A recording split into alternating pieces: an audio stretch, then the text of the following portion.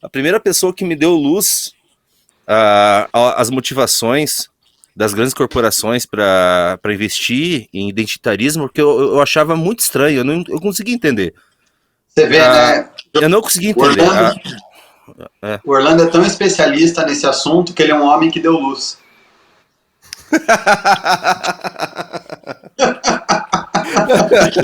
Esse é o pesquisador de verdade.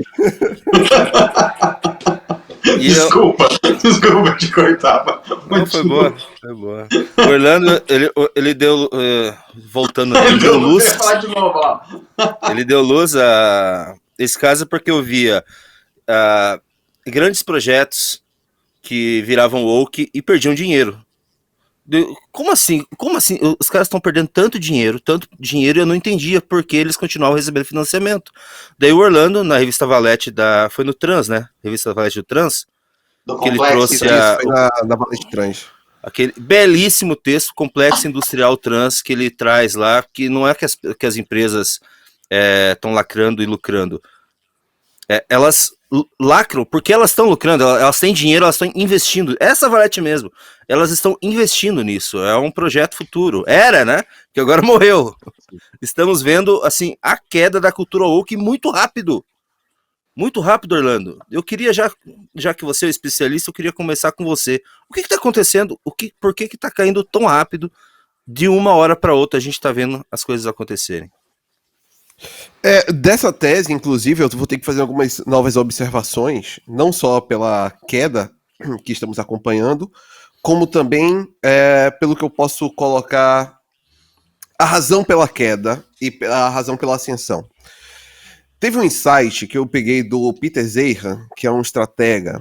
Ele escreveu tem um livro chamado O Começo, O Fim. O Fim do Mundo é apenas o começo, é algo do tipo, o título do livro dele. E ele fala o seguinte: tem um insight aqui que eu acho muito poderoso. O que a gente considera como comércio global, na verdade, não é nada global. É sustentado por 3 ou 4 nações que estão verdadeiramente sustentando o comércio para todas as outras no mundo, né? E, obviamente, entre essas estão os Estados Unidos da América. Boa parte do que... E aí a gente tem que agora fazer aqui uma outra ressalva, que é a ordem do capitalismo global pós-2008 é o que a gente pode chamar de capitalismo sem capital. A ideia de que você precisava antes ter forças produtivas para fazer rodar o dinheiro, e assim o capitalismo, a reprodução e a reprodução do capital seriam a força motriz para que as relações jurídico-políticas conseguissem se sustentar. Isso morreu em 2008. Ali houve a morte desse sistema. Tem um belíssimo livro chamado Capitalism Without Capital, que trata exatamente sobre a substituição desse capitalismo baseado sobre o capital produtivo pelo capitalismo não apenas rentista, mas um capitalismo zumbificado. Então a gente vai ter que entender o seguinte: quando você tem um Departamento de Estado americano sustentando uma direção, todo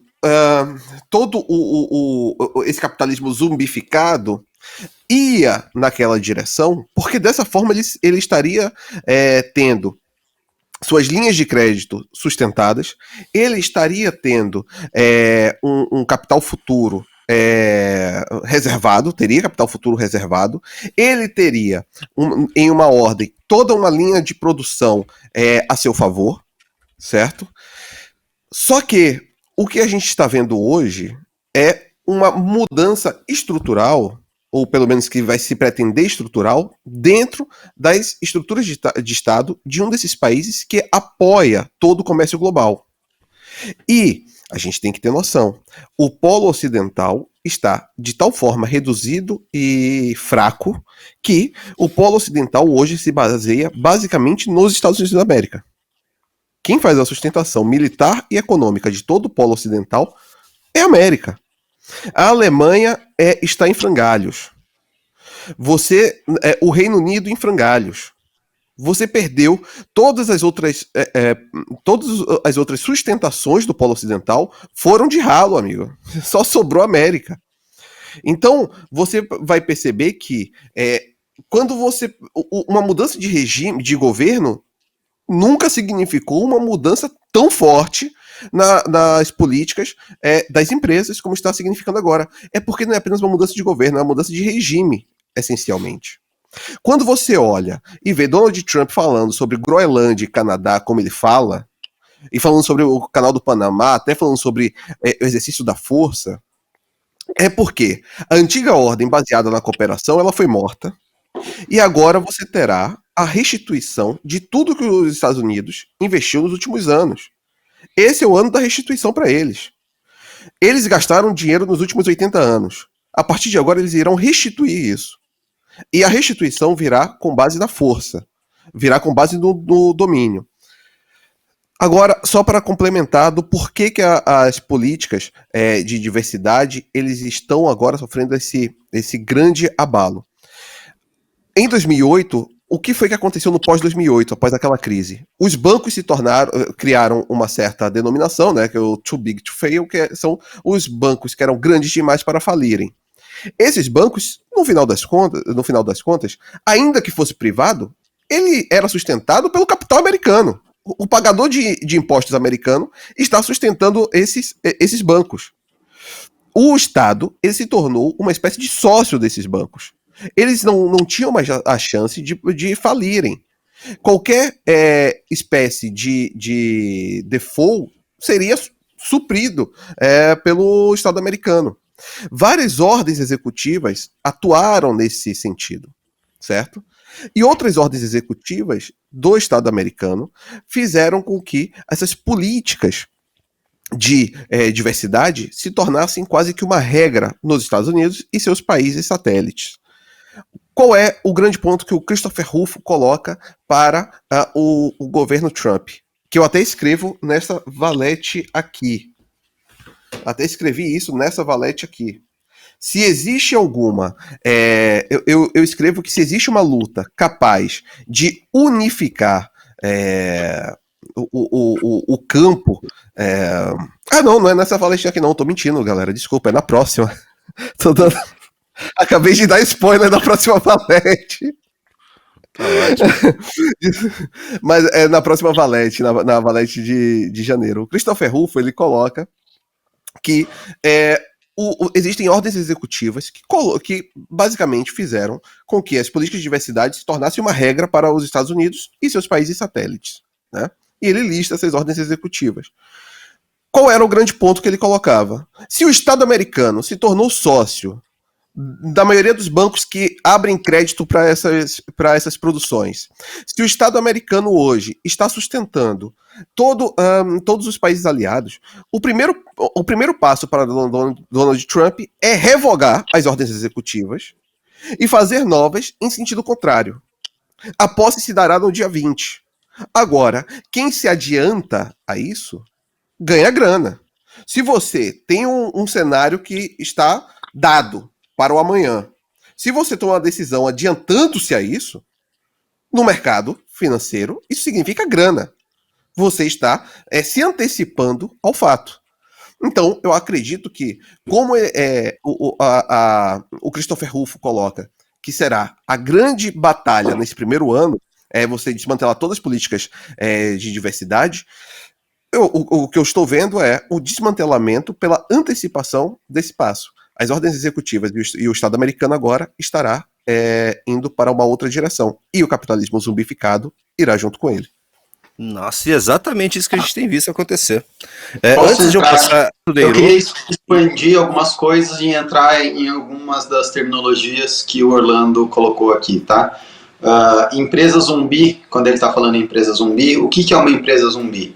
É uma empresa que não consegue mais ter lucro, né? Uma empresa geralmente listada em bolsa, uma empresa grande, que não consegue mais ter lucro, mas ela consegue continuar operando porque os juros está muito baixo, né? O preço do dinheiro é tão baixo que por mais que a empresa não dê lucro, ela consegue se financiar no mercado porque o juros está a 0,1%, 0,5%, 1%, então ela fica rolando a dívida, se refinanciando, e ela segue andando, né, avançando no tempo como se fosse um zumbi. Então por isso que chama a empresa zumbi.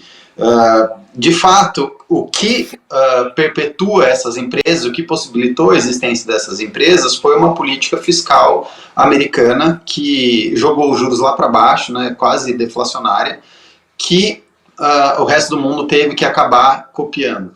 Né? Você tem alguns fatores aí, tecnologia deflacionária, então todo mundo achava que a gente ia continuar evoluindo tecnologicamente, ia ter uma abundância de bens e recursos, então fazia sentido, o Orlando lembra, né? Fazia sentido lá antes da pandemia as pessoas pensarem que era um bom negócio emprestar dinheiro para a Alemanha recebendo menos 2% em 50 anos, né? Então você emprestava 100 para a Alemanha, em 50 anos ela te devolvia 98 e você achava que isso era um bom negócio, e as pessoas estavam, assim, o grande capital estava alocando dinheiro em títulos de dívida pública com juros negativos.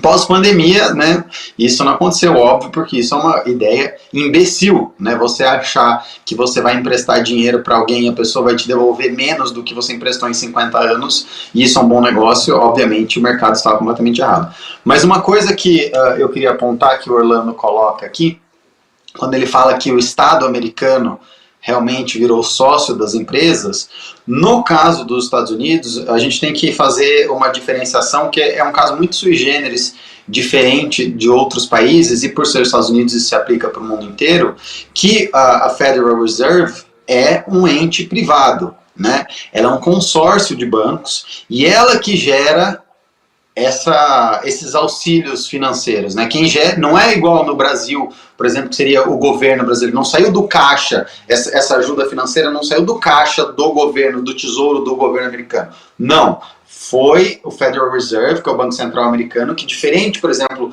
do Banco Central brasileiro, apesar de ele fazer parte do BIS, e tem toda aquela putaria que a gente pode entrar depois, se vocês quiserem se aprofundar nisso, lá o Federal Reserve é um consórcio de outros bancos, é um ente privado. Então é como se fosse, aqui no Brasil, como se o Itaú, o Bradesco, o Banco do Brasil não, né? Mas enfim, todos os nossos grandes bancões se juntassem, tivessem um consórcio e eles que definissem a política fiscal do Brasil. Lá é assim que funciona. Então, óbvio que ele funciona de acordo com a vontade política, funciona de acordo com a vontade do serviço secreto, principalmente, né? Essas decisões são tomadas juntas e de maneira estratégica, mas é isso. Lá quando um banco está dando o bail, né, do too big to fail, não é o Estado financiando o banco. É o Banco Central emitindo moeda para pagar esse banco, óbvio que aí essa moeda vai incorrer em juros e isso vai ser o idiota do contribuinte que vai continuar pagando, seja porque está desvalorizando a moeda, porque está sendo imprimindo mais moeda, então pelo efeito Cantillon o banco vai lucrar mais do que o coitado que está lá na ponta, que vai ter que pagar esse buraco, seja porque dinheiro emitido significa sempre dívida, né? Sempre que alguém, um dinheiro contabilmente falando, você tem duas partes. Se o Banco Central está emitindo moeda, significa que existe uma contraparte de dívida que precisa estar lá no livro caixa. Né? É duas partes, não é só imprimir moeda. Então, e se tem essa outra parte que está sendo guardada no livro caixa, significa que tem um crédito e um débito. Se existe débito, existe juros sobre esse débito. E quem paga esse juros sobre esse débito? Geralmente quem recebe, a parte credora, que o banco aí vai girando e reemprestando, e no fim da linha sempre conte que você que vai se fuder, você que vai pagar essa dívida. Não, só para fazer um adendo, e só para você poder continuar, e se tornou essa a grande lógica do capitalismo global pós-2008. É baseado basicamente numa dívida que vai sendo rolada. E o pior, como se tem hoje cada vez mais uma impossibilidade desse pagamento, toda a economia global se tornou zumbificada. É Exato. A zumbificação das economias ocidentais. Sim, não, pode continuar. Tem um pequeno problema, né? Como eu estava falando lá no começo, a economia zumbificada funciona muito bem, entre aspas, quando a taxa de juros é baixa e não existe inflação. Porque aí, se você achar que o mundo é deflacionário, né, que todos os bens e serviços, que deveria ser a tendência, tá? A tendência tecnológica vamos lá, vamos lembrar do manifesto do Sam Altman, né, do ChatGPT, e eu concordo com ele. Lei de Moore, para quem não sabe, é aquela lei que diz que a velocidade dos processadores vão dobrando a cada X anos e eles vão ficando mais eficientes. Ele diz que com inteligência artificial e com o avanço da tecnologia e ganho de eficiência faz sentido que todas as coisas se tornem mais baratas no longo do tempo. Né? A tecnologia fica melhor, as pessoas são mais produtivas, o sistema é mais eficiente, então tudo deveria ficar mais barato. Se tudo deveria ficar mais barato, seu dinheiro deveria valer mais no tempo, porque as coisas estão ficando mais baratas, então é uma economia deflacionária. O problema é que com a emissão de moeda, né, e a inflação é também um fenômeno monetário, a inflação disparou. Quando a inflação dispara, o que o Banco Central é obrigado a fazer para não deixar a inflação, né, os Estados Unidos virar um Zimbábue? Ele é obrigado a aumentar os juros. Quando ele aumenta os juros, essa dívida que as empresas zumbis estão carregando, e o governo americano também está carregando, começa a ficar impagável, começa a pressionar o orçamento. Então o cara que tinha empresa lá, por exemplo, você pega uma empresa Uber, né, que é uma empresa que não dá lucro, que ela só vai se financiando, rolando dívida e crescendo. Empresta dinheiro, cresce e vai dando prejuízo. Uma empresa dessa que tem uma dívida gigante, essa dívida que antes estava lá a 0,5% ao ano, quando o Fed sobe o custo do dinheiro para 4%, a dívida mais spread que os caras têm lá começa a chegar a 5%, 6% por ano no orçamento. Uma empresa que não dá lucro, quando vem uma dívida, uma naba, né, um boleto de 6% ao ano para o cara pagar, o cara não tem dinheiro, a empresa começa a quebrar. E aí o Fed agora está nesse problemão. Né, os Estados Unidos estão nesse problemão, tanto no setor privado quanto no setor público. Eles estão devendo $1 trilhão. $1 trilhão significa, com dívida a 4%, que daqui a pouco os Estados Unidos vai ter que gastar mais do dinheiro de impostos e do orçamento com pagar a dívida do que com, por exemplo, como a gente estava falando aí, poderio militar, né, do que com os gastos com o exército.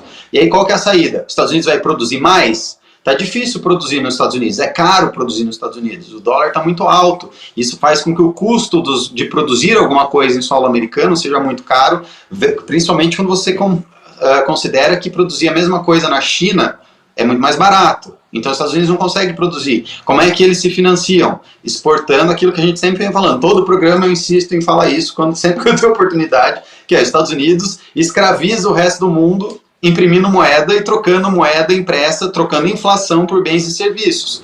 Então, isso tem um problema orçamentário. Agora o Trump está falando, beleza, eu quero resolver isso colocando tarifa, né, nos outros países. Então, para eu comprar produto chinês, vou ter que botar 100% em cima do produto chinês. Aí a minha indústria interna fica competitiva. Ok, mas e o poder de compra do americano médio que votou nele? Que esse cara é eleitor do Trump, essa classe média. O cara vai pagar 100%, vai pagar o dobro em tudo, porque eles estão tentando tarifar. Eu não estou entendendo, eu queria até ouvir sua opinião. Eu não estou entendendo como que Obrigado, Samuel. Eu nem falei que vocês vão ganhar, vocês já entraram. Muito obrigado, Samuel. Pode continuar, desculpa. Oba! Temos um novo Daqui a pouco eu anuncio. Depois da sua fala, muito obrigado. Tá bom. Que ganha quem entrar no clube. Então, assim, os Estados Unidos e o Trump, eles estão numa sinuca de bico, não tá fácil, né? Porque se você abaixar os juros, a inflação explode, aí você mantém essas empresas zumbis rolando, você mantém a dívida rolando, chuta a lata lá pra frente, né? Como dizia o Keynes, no futuro vamos estar todos mortos, e o negócio continua. Ou você realmente sobe os juros para segurar a inflação e bota a tarifa nos produtos estrangeiros, né, para conseguir ter alguma produtividade interna decente, mas aí todos os americanos vão perder poder de compra.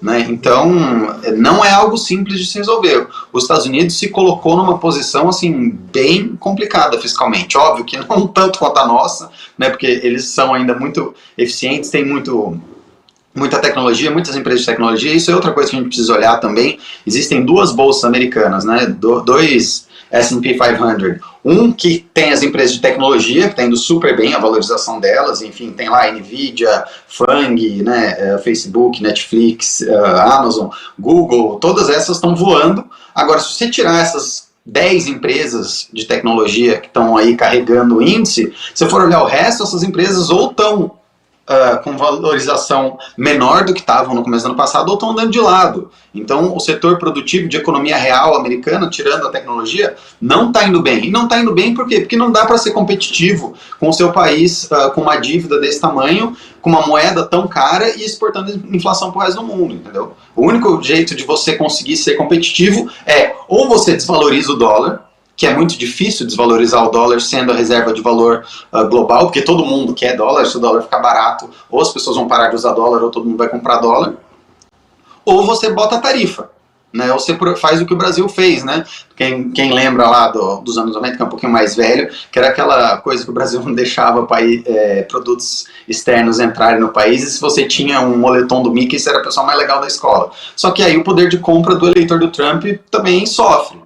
E o americano quer comprar coisa barata, óbvio. Os caras já estão se ferrando lá, a classe média já está ferrada. Tipo, você pega, se eu não me engano, a última vez que eu vi esse dado era 67%, deve ter crescido ainda, dos americanos vivem de salário em salário. Os caras não conseguem poupar. Tanto o cara que ganha pouco quanto o cara que ganha bastante, ele está endividado e ele gasta tudo que ele ganha. Pô, quase 70% dos americanos vivem de salário em salário, que eles falam paycheck to paycheck. Então eles não estão numa situação tão fácil assim. Eu entendo eles, eu sei como quer viver essa situação. Então, a pindaíba não é exclusivamente brasileira.